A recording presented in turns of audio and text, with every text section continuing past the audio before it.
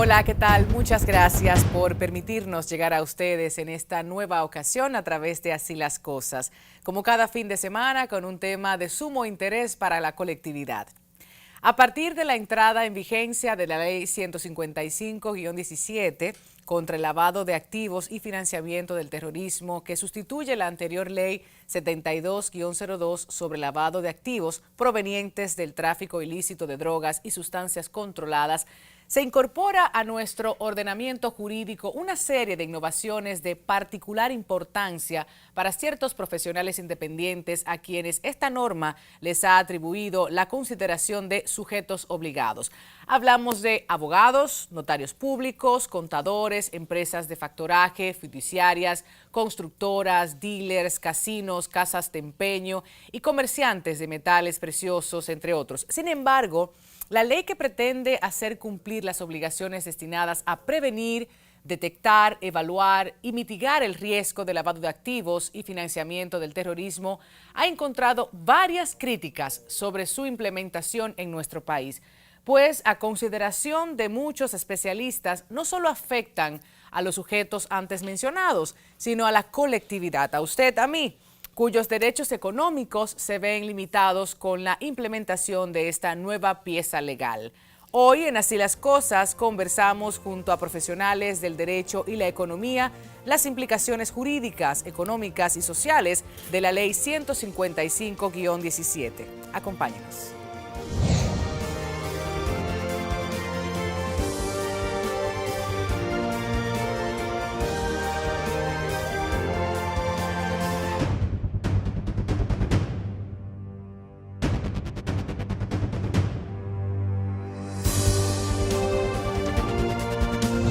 De regreso y empezamos de inmediato nuestro panel. El país tiene meses discutiendo sobre este tema. Decenas de artículos se han escrito, muchos programas de televisión y de radio, colegas y algunos curiosos ya han estado escribiendo en las redes sociales sobre la preocupación que esto representa, no para los abogados notarios o los abogados en general, para quienes trabajan en el sector económico, yo diría que para el país en sentido amplio. Es por eso que en este programa invitamos a dos especialistas que están sumamente enterados, formados, para brindarnos un poco de luz a los curiosos, a los comunicadores y al público en general. Vamos a presentar al doctor Cecilio Gómez, quien es abogado y notario público, también asociado de la firma Pina Acevedo. De igual forma me acompaña el doctor Roberto Mella, quien es economista con especialidad en finanzas corporativas, y es importante destacar que es especialista en prevención de lavado de activos por la Association of Certified Anti-Money Laundering Specialists, la ACAMS, por sus siglas en inglés. Bienvenidos, caballeros. Gracias por acompañarnos. Muchas gracias. Gracias por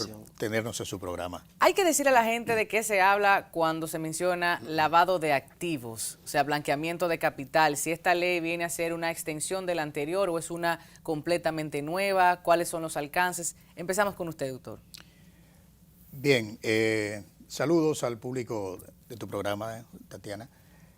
En realidad, la ley 155 del 2017 es una ley que ha venido a reforzar los controles de la prevención del delito, no solamente de lavado de activos, sino del terrorismo, de la trata de personas, de la proliferación de armas de destrucción masiva. Es una ley muy amplia que ya existía de hace ya unos cuantos años, pero que República Dominicana no la había adaptado porque por lo general vivimos de espaldas a lo que está ocurriendo en el resto del mundo. Y es por esto que se necesitaba ya con carácter de urgencia la aprobación de la misma, o es un sentido político que hace que finalmente la tengamos. No, lo que ocurre es que cuando se firman acuerdos internacionales, crean obligaciones para los estados.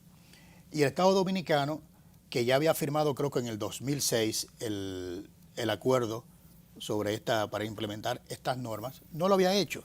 Entonces parece que le pusieron un plazo perentorio para que tuviera que integrarse, adecuando su legislación a estos principios, a estas normas de carácter internacional para la prevención de estos delitos que hemos mencionado. ¿Qué es lo que ha ocurrido? Que nosotros siempre estamos a la carrera. Como nos quedamos rezagados, tenemos que hacer las cosas a la carrera para evitar sanciones. Por ejemplo, en este caso, para no ser sujeto de créditos, por ejemplo, de determinados organismos internacionales. Entonces, como dejamos las cosas para último, viene el corre-corre para hablar en lenguaje llano y tener que adecuar nuestra legislación a los requerimientos que exigen esos tratados internacionales. ¿Qué ocurre? Que desgraciadamente no nos preparamos para los efectos que esa legislación tendría en una realidad distinta a la que tienen esos países que ya han ido poniéndose al día en el funcionamiento de estas prevenciones. Que a propósito de eso, Roberto, tengo aquí el caso del Grupo de Acción Financiera Internacional, GAFI. Correcto, o sea, hay unas 40 recomendaciones de GAFI en este sentido. Vamos a comentarlas porque una cosa es a nivel internacional y otra la cultura dominicana, exacto, precisamente lo que decía el doctor aquí. Correcto, qué bueno que mencionemos ese Grupo de Acción Financiera. Precisamente a lo que se refiere el doctor son a esos estándares internacionales que son esas 40 recomendaciones. El impacto de que las legislaciones, los programas, las empresas, los sistemas de los países no se adecúen a esos estándares internacionales tiene impactos a nivel internacional, como ya decía el doctor, en crédito, en acceso a cuentas bancarias, bancos corresponsales. Y esa es la razón por la cual los países deben de adecuar sus leyes a esas recomendaciones, que de hecho fueron revisadas en febrero del 2012. Nuestra antigua ley era del año 2002. Entonces, ¿cuál es la premura? ¿Cuál es la urgencia? Ese grupo de acción financiera, a través de grupos regionales, audita a los países, los visita a través de una llamada evaluaciones mutuas y vienen auditores a ver si usted cumple o no con esos estándares. En la medida en que nos alejamos del estándar, vamos cayendo en unas listas públicas internacionales. Panamá estuvo en una llamada lista gris y los efectos que tuvo un país como Panamá, llamado el Hub Comercial de las Américas, se hablaba de que cerca del 80% de los bancos fuera de Panamá, de la banca corresponsal, se había alejado en Panamá en asunto de meses. Y eso era algo que el país no se podía dar el gusto, sobre todo en un país netamente remesador. Dependemos de casi de más de 5.000 millones de dólares de remesas recibimos anualmente, y si no tenemos una banca corresponsal, no hay forma de cómo canalizar esa remesa del resto del mundo a República Dominicana. Entonces, por eso la urgencia, la premura de modificar estas leyes, que no es algo que se sienta el presidente y 2 o 3 senadores a diseñar, no. Claro. Es un tema que involucra una cantidad de técnicos especialistas en la materia para ver cómo cada una de esas recomendaciones se adaptan a las leyes locales, y no solamente a la ley, sino también a las normas sectoriales que tenemos, sector bursátil, bancario, vehículo de motor, abogados, contadores, las cooperativas, los juegos de azar.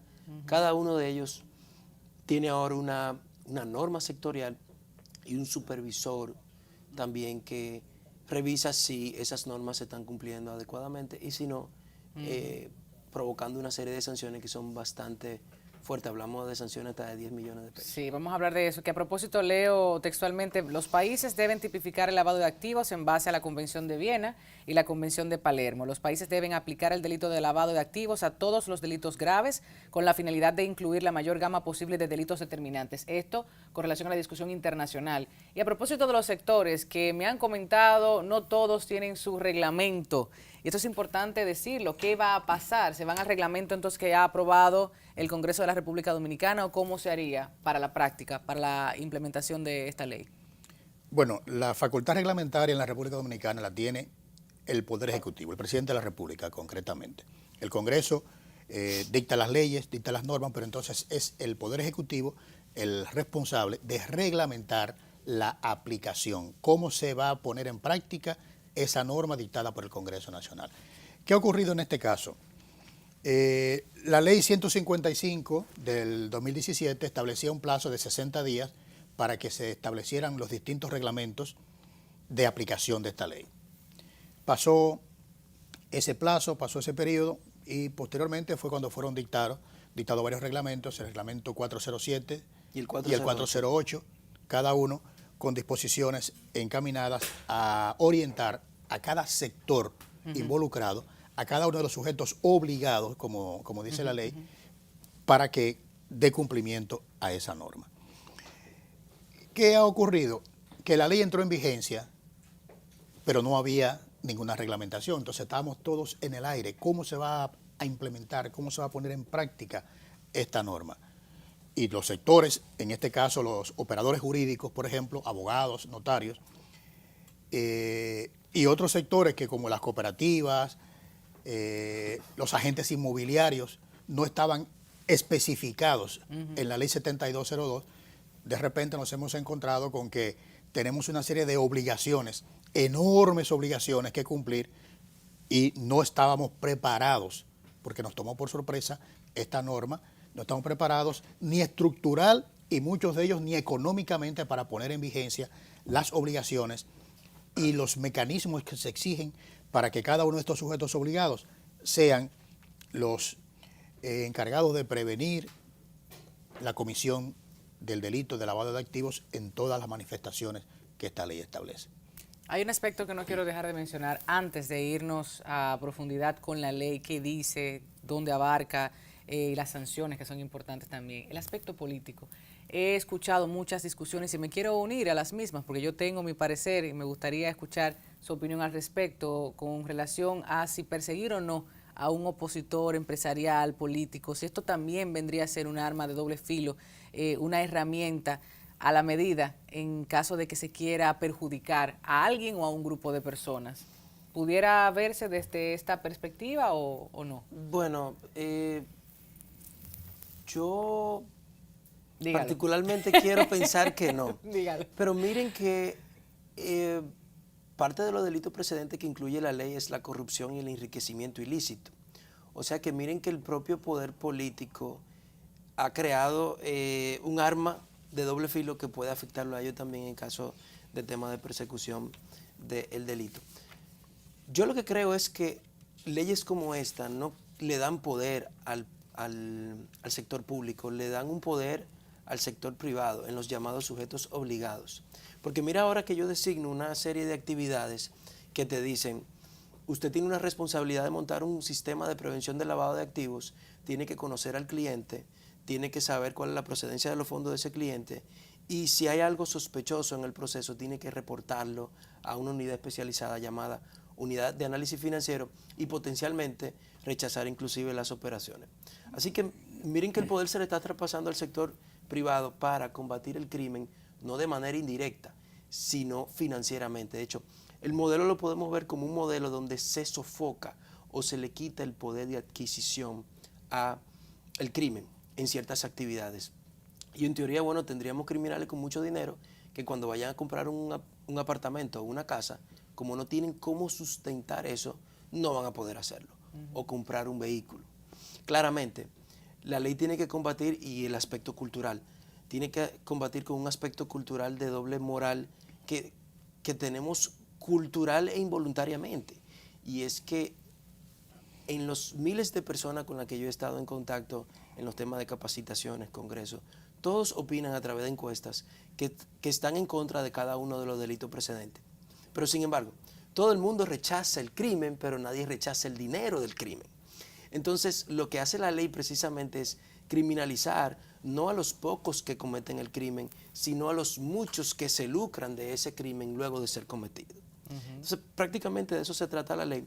Ahora lo que se señala no es solamente al corrupto, se señala también al corruptor, se señala al que maneja posteriormente el dinero de la corrupción, no se señala al que vende la droga, se señala a quien lo administra, a quien lo posee, a quien lo transporta, a quien lo asesora.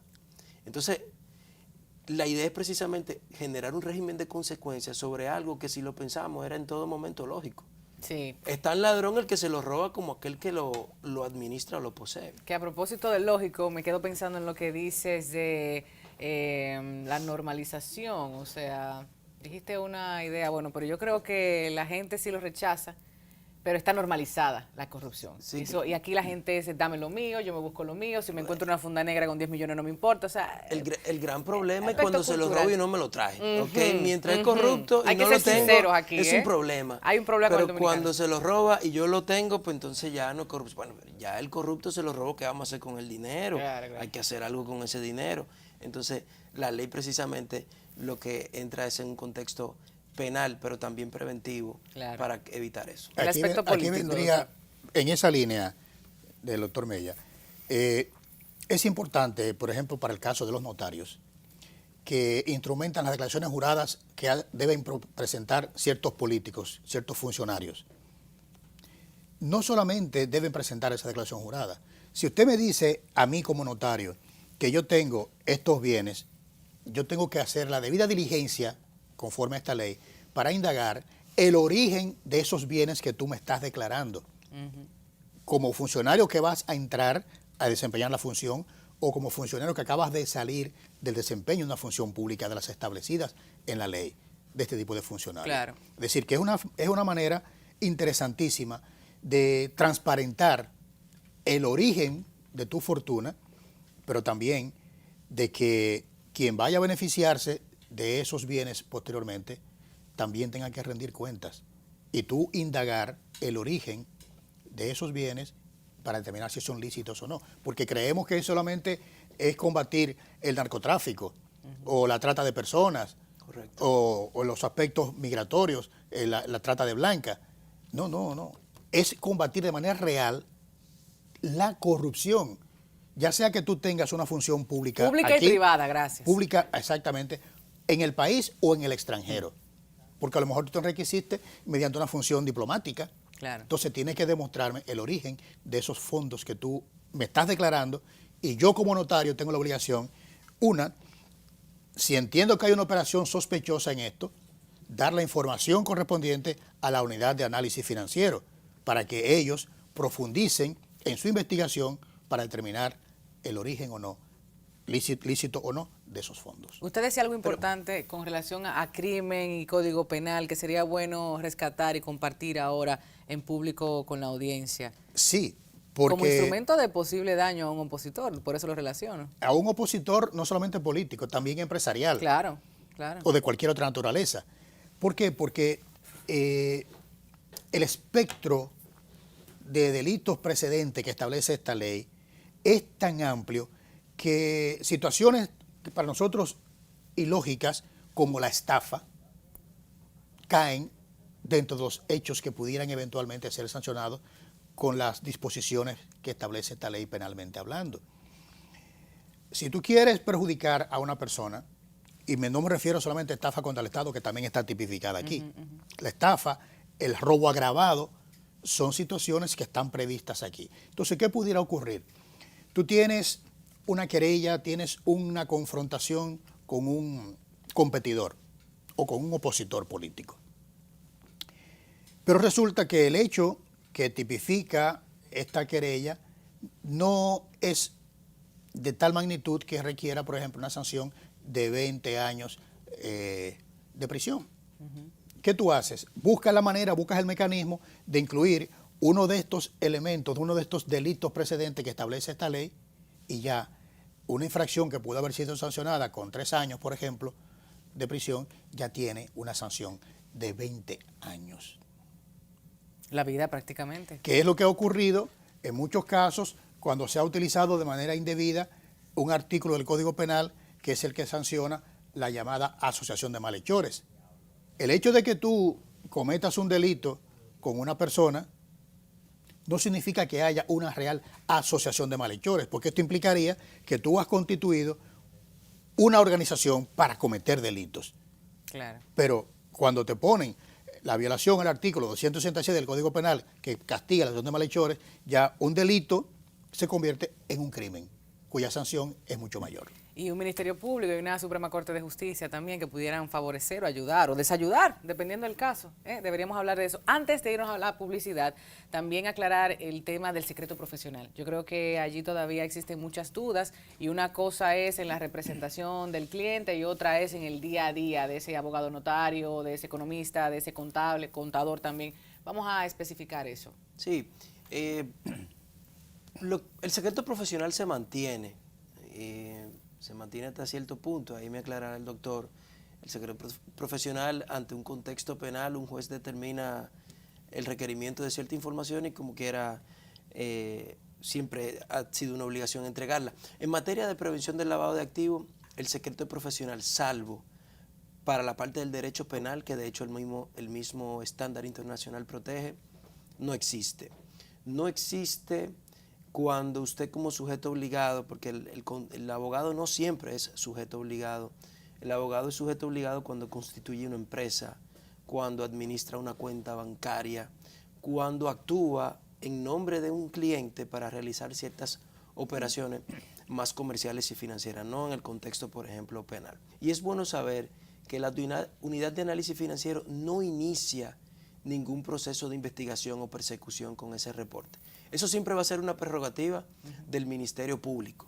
Lo que pasa es que el Ministerio Público se apoya en la unidad de análisis financiero para, desde el punto de vista financiero, investigar qué ha estado pasando con esa persona en diversos sectores. Investigar porque lo manda la ley, investigar si quiere. Perdón, pero es que es Tatiana que está aquí, la tengo que decirlo. Artículo 40 de la Constitución, ustedes no, pero yo sí lo digo.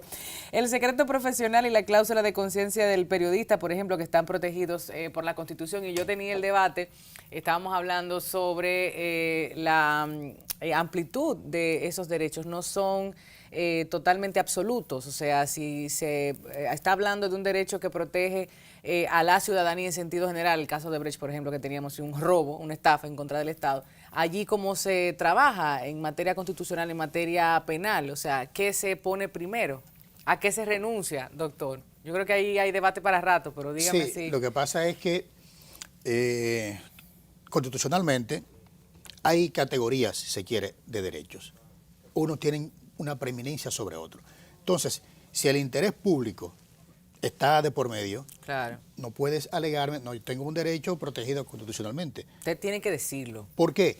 Porque tu derecho individual tiene que ceder ante el colectivo, un derecho de interés colectivo. Y eso va a pasar también con esto. Lo que ocurre con esta situación de esta ley, respecto al secreto profesional, es que las actividades que están señaladas para ceder ante el requerimiento de la autoridad son prácticamente todas las actividades que realiza el abogado y realiza el notario. Prácticamente todas. En cuanto a la relación abogado-cliente, notario-cliente, en las operaciones comerciales de negocios de cualquier naturaleza. Prácticamente todas, o las principales operaciones que realiza el operador jurídico, sea abogado, sea notario, están encuadradas, están enmarcadas dentro de esas en las cuales no puede prevalecer el secreto profesional. Complicado. Nos vamos a la publicidad. Cuando estemos de regreso, hablamos entonces de los montos. Para algunas personas pudiera parecer inclusive irrisorio cuando se habla de 500,000 pesos, 1,000,000 de pesos. A veces tenemos, no aquí, en Santo Domingo, en el Distrito Nacional, sino en otras provincias, gente que todavía guarda dinero en su casa, debajo del colchón, en la cajita. Sí, eso pasa. Vamos a hablar de eso. ¿Qué va a pasar entonces en adelante? ¿Y cuáles son las observaciones que tienen los especialistas en torno a esta ley que deberá revisarse? Dicen algunos y algunas. Después de la publicidad, regresamos.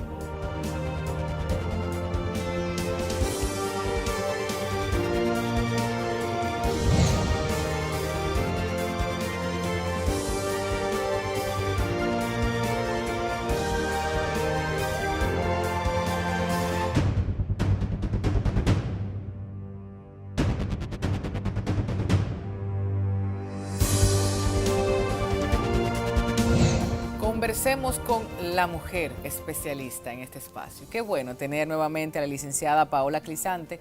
Ella es magíster en Derechos Fundamentales y en Procedimiento Civil. Asimismo, es especialista en prevención de lavado de activos, financiamiento del terrorismo y proliferación de armas de destrucción masiva. ¿Cómo estás? Todo bien, ¿y tú? Gracias, Tatiana, Muy por bien. la oportunidad nueva vez. Qué bueno tenerte aquí para explicarle a la gente los sujetos obligados. Ellos no quisieran estar en esa condición, pero desafortunadamente lo están.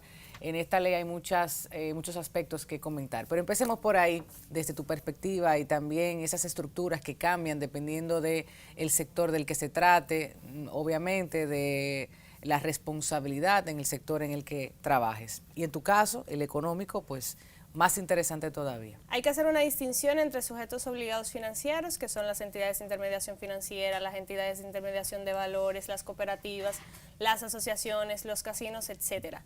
Y los sujetos obligados no financieros, que quizás es aquí donde por una cuestión estructural y sectorial, no conocerse comúnmente la normativa de este sector financiero, que ya es amplia en ese aspecto, pues las discusiones han mermado mucho. Los sujetos obligados no financieros son los abogados, los contadores, los notarios públicos, las empresas de factoraje, los joyeros, los casinos, las constructoras, las fiduciarias. Ahora bien, hay que distinguir también en el aspecto documental y en el aspecto de monitoreo que tú como sujeto obligado tienes. Partimos de que... Sí, porque él me está distrayendo con su habladera, cállense. Sigue. Partimos desde una estructura que nunca ha conocido esto, pero tú como sujeto obligado, financiero o no financiero, ahora tienes, valga la redundancia, la obligatoriedad de diseñar un programa de cumplimiento. El programa de cumplimiento va desde la implementación de políticas y procedimientos en ese aspecto hasta la implementación de un código de ética, la implementación de un reglamento sancionador, etcétera. Que obviamente lo pudiéramos exportar de otros modelos internacionales, Sí. adecuarlo a las estructuras dominicanas y bueno, partir por lo menos de un modelo, ¿no?, que nos sirva de base. Exactamente, habría que ver de forma natural si esos modelos extranjeros pueden extrapolarse a la legislación nuestra dominicana, que es muy propia. Entonces, esa es la parte documental, manuales, procesos, procedimientos. Ahora bien, hay un aspecto muy importante sobre esta ley y es la obligación que tú tienes de definir el beneficiario final de cada una de las transacciones que tus clientes a través de ti hagan. Okay. Pasamos, por ejemplo, de una cultura donde nosotros los abogados no necesariamente nos fijamos en el detalle, información financiera sobre nuestros clientes. Usted está contratado para hacer un acto de venta, para una inscripción de hipoteca, para lo que sea, usted simplemente hace esa operación y ya. Punto. Ahora se constituye en un investigador. Es la cosa, no solamente del destino de esos fondos o a dónde va eso, sino del origen. Claro. Tú tienes ahora... Los últimos 10 años, déjame ver si esta persona tiene ese dinero para comprar ese carrito con 500,000 pesos en efectivo. Exacto, un buen dominicano diría, tú tienes que voltearte a tu cliente y preguntarle de dónde tú sacaste este dinero y a dónde tú lo vas a poner. Entonces se complica un poco la jugada en ese sentido, porque el tema no es... El tema indiscutiblemente es que sí, había una necesidad de normar el tema de prevención del lavado de activos y que no se supeditara únicamente a narcotráfico. Eso es indiscutible. Hablemos de Dirección General de Impuestos Internos. Yo tenía la prerrogativa de pensar si el director, ¿no?, de una institución tan importante como esta, creo que por allí pasa el mayor flujo de dinero en República Dominicana, ¿no? ¿Me corriges? Sí. Esto por un lado. Y por otro lado es el Ejecutivo quien nombra, quien posiciona, ¿no?, al director o directora en esta entidad. ¿No sería posible que las declaraciones, los juegos, el manejo a nivel interno sea de favorabilidad para algunos y no para otros? Esta ley amarra de una forma tal a todos los sujetos, todas las declaraciones, de manera que necesariamente tenga que transparentar y organizarse.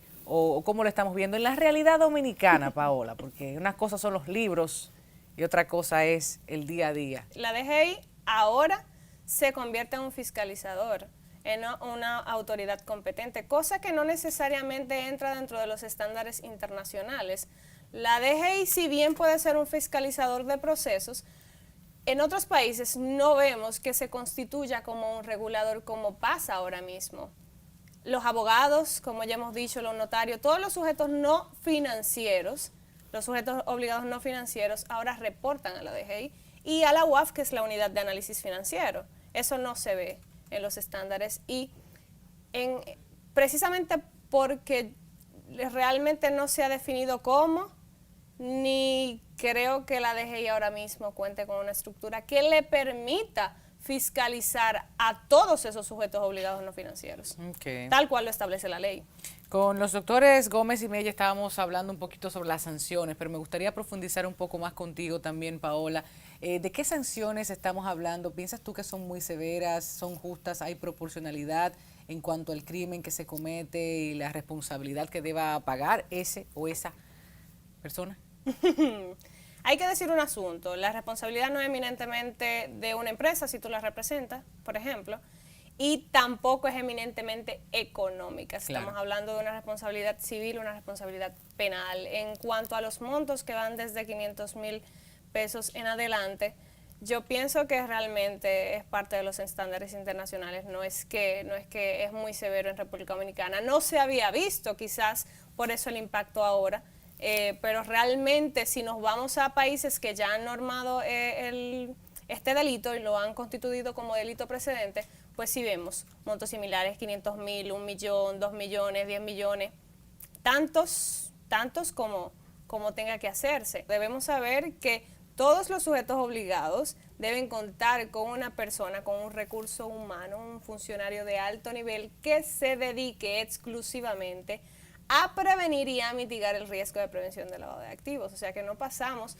únicamente de tener la obligación de capacitar a todos los empleados de la empresa o a uno, si se constituye como oficial de cumplimiento propiamente, sino de constituir a esta otra persona dedicada a ese asunto en específico. Ay, ay, ay, qué difícil. Paola, vamos a cerrar esta mesa para concluir en la próxima ya con todos en el panel, de manera tal podamos intercambiar algunas opiniones. Después de la publicidad, entonces regresamos.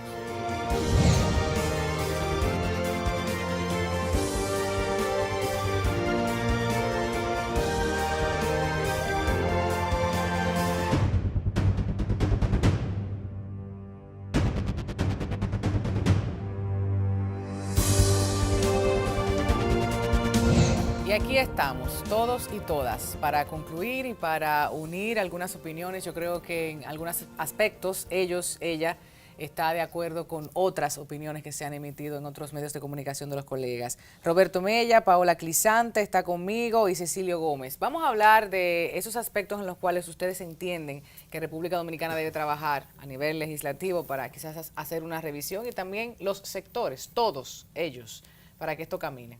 Empiezo contigo. Perfecto. Pues mira, como te comentaba justo ahora, yo creo que desde el punto de vista normativo, bajo el enfoque de prevención y de los sujetos obligados, todos ya tienen una norma que los regula y le dice el cómo. Claramente hay correcciones que hacer, hay una curva de aprendizaje que hay que recorrer, y en el camino habrán elementos que tendrán que ser corregidos. Observaciones, doctor Gómez. Hay que hacer ahora el proceso de adecuación y adaptación de esa norma a nuestra realidad.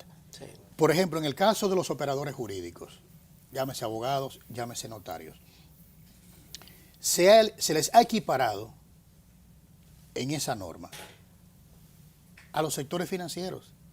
Si tú buscas los requerimientos, las exigencias para un abogado, para un notario, no difieren mucho de las exigencias para un banco, para una bolsa de valores. ¿Por qué?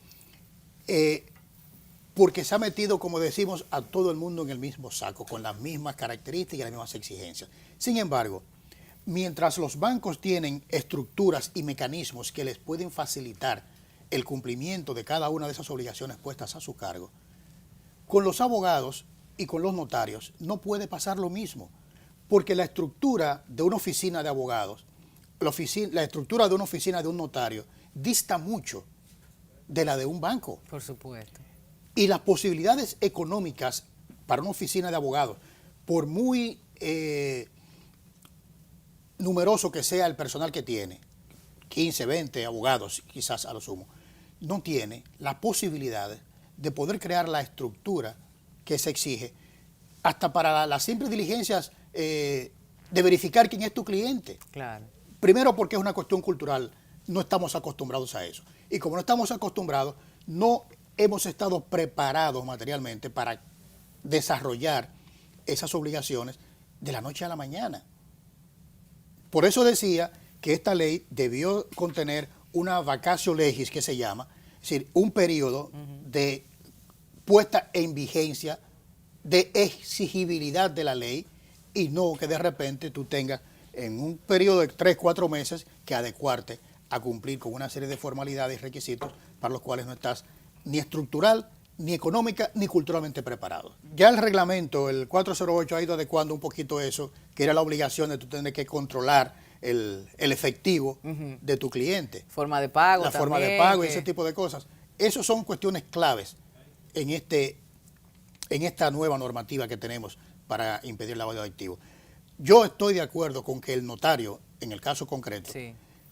como un guardián de la legalidad que es, aunque nosotros no tengamos esa conciencia en esa cultura, debe contribuir, debe coadyuvar a que República Dominicana disminuya esos estándares que tenemos señalados a nivel internacional de la facilidad para el narcotráfico como puente o como consumidor en menor medida, para facilitar la corrupción, Claro. que hablamos hace un momentito, pero tengo la preocupación, insisto, en que el amplio rango que contiene esta ley de los delitos precedentes pueda ser una, como decía el señor Campos de Moya, pueda ser una verdadera caza de brujas para perseguir adversarios comerciales, industriales, políticos o de cualquier otra naturaleza. ¿Cuántas voces no hemos escuchado gritar al cielo que la formalidad se los come, los destruye, los desaparece? Los Desafortunadamente es así, hay Los que quiebran. decirlo, es la realidad del mercado dominicano. ¿Y cómo ves tú todo esto? Porque para los abogados también resulta no solo una responsabilidad inmensa, a veces muy difícil de cumplir. Óyeme, personal, la responsabilidad también. Sí, en efecto. Indiscutiblemente, en la promulgación de la Ley 155-17 es un paso significativo para la legislación dominicana. Ahora, pienso que este es un momento preciso para que el legislador dominicano trace y defina cuáles serán los procesos y procedimientos para poder aplicar no solamente la Ley 155, sino todas las normas derivadas de ese mismo instrumento legal. ¿Por qué? Porque ciertamente, como dices, en el caso de nosotros los abogados, me chirría bastante que pasemos de una estructura eminentemente financiera a extrapolarla a otros sectores que tienen singularidades muy específicas y que lamentablemente quizá no cuentan, con una estructura que les permita aplicar eso. Entonces ¿qué va a pasar? Nos vamos a quedar en documentar legislativamente y en ese sentido sí República Dominicana se encuentra en los estándares internacionales, pero cuando regrese el Gafilat a fiscalizar la aplicación de la normativa, ¿qué va a pasar? No vamos a dar pie con bola, como dice el buen dominicano. Sin embargo, esto también debe ser visto a propósito de la ley y lo que ocurre en República Dominicana con los nacionales haitianos, nacionales venezolanos, nacionales de otros países que han estado ingresando en nuestro territorio y permanecen, y bueno, las chicas, los hombres también, menores de edad, temas que hemos debatido ampliamente, pero a la luz de esta ley, ¿cómo ven ustedes este sector en particular, doctor? Yo creo que es muy importante que esta ley no se quede dando vueltas alrededor del narcotráfico, como que es la única actividad que puede generar ingresos de manera ilegal. Correcto. República Dominicana, que es un país que recibe gran cantidad de migración, necesitaba que se le pusiera coto a eso. ¿Por qué? Porque ese es un negocio redondo para mucha gente. La trata de migrantes, no solamente haitianos, tú acabas de señalar a los venezolanos, los colombianos, Claro. Europeos de muchas nacionalidades, sobre todo europeos que andan huyendo de persecuciones en sus países. Entonces aquí encuentran un territorio fértil para esconderse. Entonces, esos no llegan porque sí, llegan porque hay una estructura mafiosa que se lucra, claro. en el país que se lucra de eso, pero su dinero pasa como un dinero sin problema alguno. Entonces, yo creo que es importante que esta ley haga énfasis, como lo hace, en la trata de personas y la trata de blanca, la prostitución. República Dominicana es un país que exporta mucha prostitución a Europa, a Argentina y otros países sudamericanos. Claro. Entonces, es importante que esta ley, insisto, englobe estas prácticas mafiosas dentro de ese contexto de los delitos precedentes para Claro. que por fin nuestra imagen hacia el exterior empiece a limpiarse un poco. ¿Cuál fue la percepción? ¿Te dijeron en ese sentido los participantes en esos talleres de formación, más de 3.000 empresas habías comentado, con relación a la preocupación de la explotación sexual y comercial de nuestras mujeres, de nuestros niños y niñas o de esas migraciones que tenemos de varias nacionalidades? ¿Es una preocupación realmente o estamos viendo droga? En el caso de la inmigración ilegal, mira que las personas que sufren las consecuencias son a quienes atrapan transportando a este caso a los inmigrantes. Sin embargo, nunca se persigue a la persona que se lucra de la actividad. Y quien se lucra quizás no es quien hace la trata de personas, no lo es, pero está lavando. Es un blanqueador de capitales. Paola, vamos a concluir entonces empezando desde la izquierda hacia la derecha y también mencionar un poquito sobre eso porque no solo los propietarios de empresas, también los gerentes, los responsables y quien se lucre de una manera u otra. En el sector informal pasaría lo mismo, por supuesto. Entonces, bueno, y con eso y tus opiniones. Sí. Para irnos. Al respecto, sería ya un reto nuestro como cultura, como dominicanos, ya asumir el lavado de activos como un delito precedente y no como un derivado específicamente del narcotráfico. Ese es el impacto que quizás más define este tema justamente ahora, porque venimos de una ley, que es la 7202, a esta otra, que tiene obviamente, como ya hemos conversado, un impacto amplísimo, el alcance es también amplísimo. Y como decía yo anteriormente, el reto nuestro es asumir esto no solamente para quedar bien con los estándares internacionales, sino para que este delito, que es un delito precedente, el delito de lavado de activos, financiamiento del terrorismo y proliferación de armas de destrucción masiva, cese en la República Dominicana y obviamente sus efectos con ello también hagan lo mismo. Doctor. Sí, me inscribo en esa línea de la licenciada porque yo creo que es una oportunidad que tenemos ahora mismo como país. Y voy a limitar este aspecto a los notarios. Los notarios hemos vivido de espaldas a la realidad notarial en el mundo. Vivimos un notariado supuestamente de tipo latino, pero la práctica que tenemos dista mucho de eso.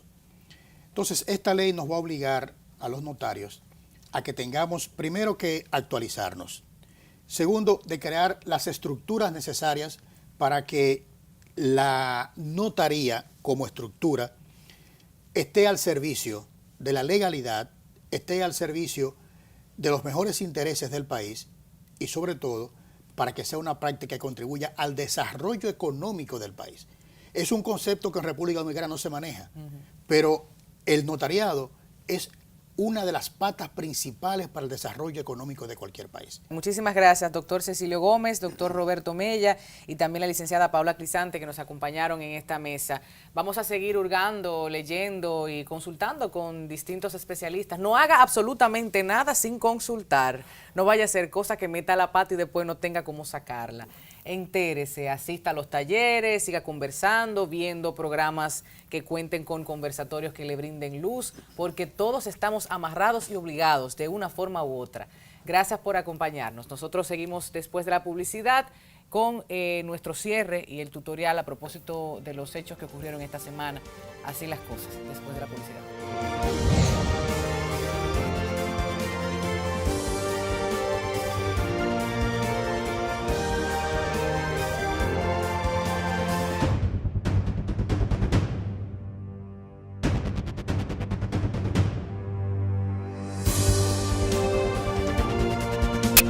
De regreso, agradeciendo nuevamente a nuestros invitados e invitadas por esta plática tan necesaria. Ahora nos toca despedirnos sin antes comentar algunas informaciones importantísimas con relación a este fin de semana, a la próxima semana y a lo que ha ocurrido en República Dominicana.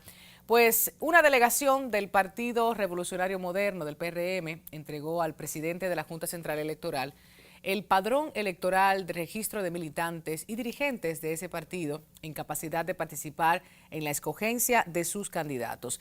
Vimos que el presidente de la Comunión Nacional Organizadora de la Convención del PRM, Tony Raful, indicó que con la entrega de un padrón propio, el PRM demuestra su capacidad de cumplimiento con las leyes y el deber, situación que se presenta después de que en estos meses se ha debatido si los partidos están o no en condiciones de tener un padrón propio o si estos deberían ser escogidos por el padrón de la Junta Central Electoral para que este sea el padrón general que regule todas las actividades políticas del país.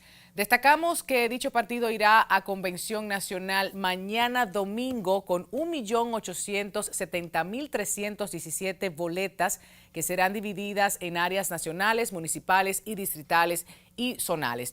Finalmente, ya concluyendo así las cosas esta semana, no podemos dejar de mencionar el tema tendencia, Pedernales. Como todos saben, hace unos días se presentaron serios enfrentamientos en la zona fronteriza del país, cuando varios municipios de esta localidad forzaron la salida de cientos de nacionales del hermano país Haití, tras darles un plazo de 24 horas para salir de la demarcación. Pues a raíz de este incidente, el mercado binacional sigue suspendido y en el municipal no se observan haitianos, incluso los que abandonaron este territorio. Fueron agrupados en un área detrás del portón de aduanas del vecino país, detrás del mercado. Y bueno, después de estas tensiones del pasado martes se produjo un compás de espera por parte de la población de Pedernales, luego de la reunión interinstitucional que se produjo el pasado martes, donde se acordó reclamar por la vía oficial la entrega de uno de los haitianos detenido en su país. Ustedes saben, acusado de ser uno de los autores de la muerte de la pareja de esposos Julio Reyes Pérez y Neiva Félix Urbáez. Este fue el detonante de la actual crisis fronteriza. Ahora bien, desde así las cosas, nosotros queremos hacer un llamado a la población dominicana, en especial a los residentes en Pedernales. Recordemos que el Estado dominicano tiene la obligación de garantizar a todos los extranjeros que se encuentren en nuestro territorio, sin distinción de estatus migratorio, los mismos derechos que a los nacionales dominicanos.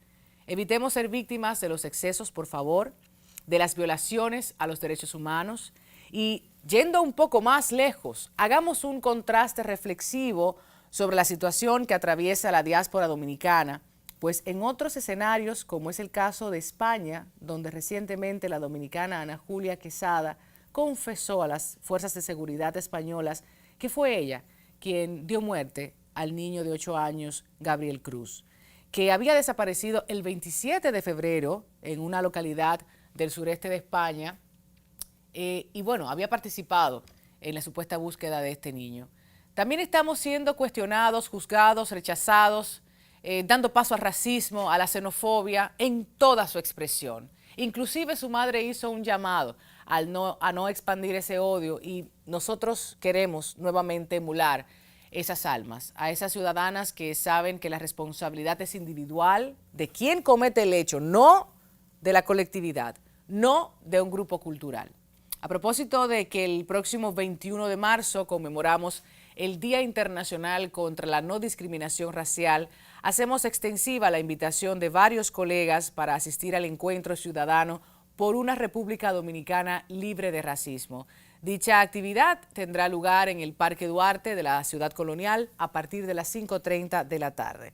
Por supuesto, estaremos por allá para ese abrazo solidario y para decir, nosotros somos más las dominicanas que queremos un país libre de violencia, de racismo, de xenofobia, porque al final somos eso, seres humanos. Será entonces hasta la próxima semana cuando volvamos a encontrarnos a través de Así las Cosas. Recuerde que este programa y los demás que hemos estado emitiendo se encuentran disponibles en el canal de YouTube Comunicación Integral Dominicana. De igual forma en las redes sociales, Así las Cosas, pueden encontrarnos. Hasta la próxima.